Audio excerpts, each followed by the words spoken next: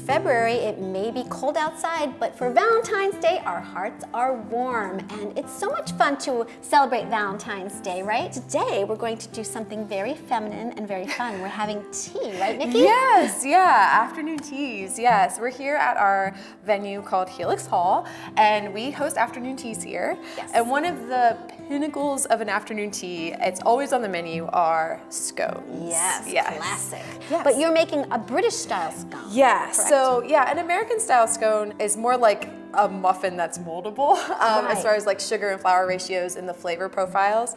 But a British scone is really more of a biscuit, though the British would absolutely not say that's the case. But according to our American standards, it is more of a biscuit, a sweet biscuit. So we have our dry ingredients first. So we have our flour, just any old all-purpose flour is perfectly fine. Then we have a half a cup of sugar here. All right. And then some baking powder, 2.5 tablespoons. Okay. And of course salt get that flavor in there. So those are our dry ingredients. So we're just gonna get those in and give those a little quick stir. Okay.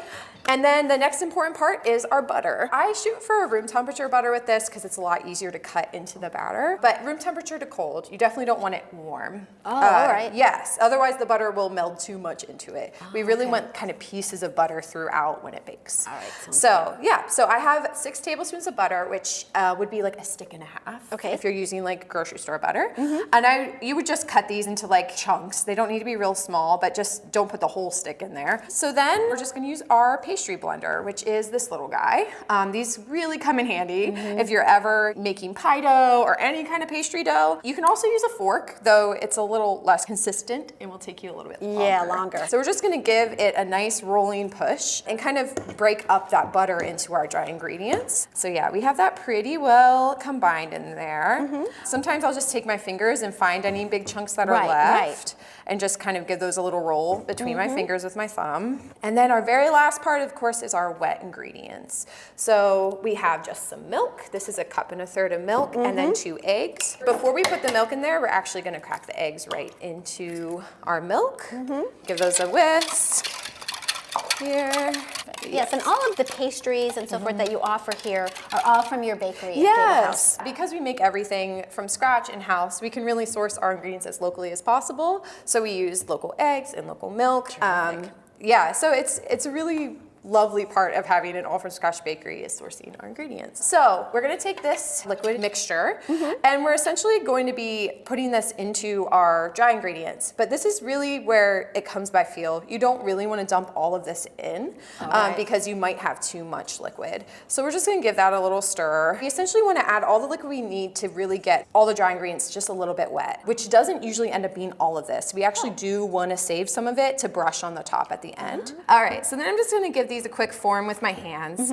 It's kind of a kneading motion, but again, you don't really want to like over mix this, which is why we're doing it a little bit more with our hands. Yeah, I feel like you're a little bit more gentle. Yes, yeah. Now we have kind of a form dough.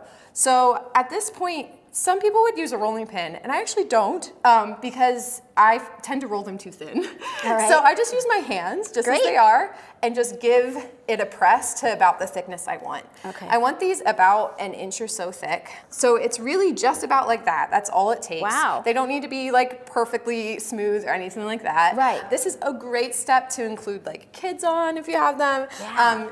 We generally use like a 2.5 inch cutter, but you can really use whatever size you'd like. But we're just gonna go around, so we're just gonna give it a nice cut, and then yeah, you want it nice and thick like that. Yeah, that looks good.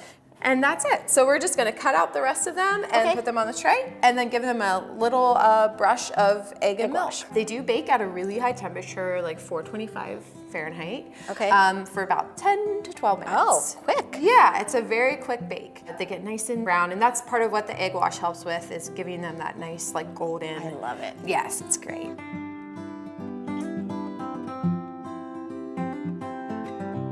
Nick Nikki, this looks great. Yeah. Our beautiful scone. Yes, yeah. So it really is best the clotted cream and jam. It's Lovely. like a lovely, sweet, creamy raspberry bite. It's fantastic. So I yes. love it. Yeah. So let's talk about the tea because your Yeah. afternoon tea is fantastic. Oh, thank you. And this is a Valentine's tea, right? Yes. All of our teas come with a whole menu of savories and sweets, and of course, like I said, scones, because they are a staple. Yes. We always offer 4 savories and 4 sweets. We try to include like some low carb options. We try to cover all the different kinds of things. To see the current menu or to book a reservation, please visit our website, www.helixhall.com. And of course, we can't forget the tea itself, which is really the star of the show in a lot of ways. We have the whole range of blacks, greens, herbal, and everything in between. This tea here is a hibiscus tea, which is where it gets its like bright pinkish red color, which we thought was perfect for Valentine's. Yes. And yeah, every person gets to choose what tea they want, and it's bottomless, and they can try as many as they'd like. So if you don't like the hibiscus, you can get something different. For Valentine's Day in particular, we have expanded our tea hours Thursday and Friday. We know folks who treat it as a Galentine's and come with a whole crew of friends, and some folks who treat it as a romantic little outing. Both are really lovely and acceptable ways to enjoy tea.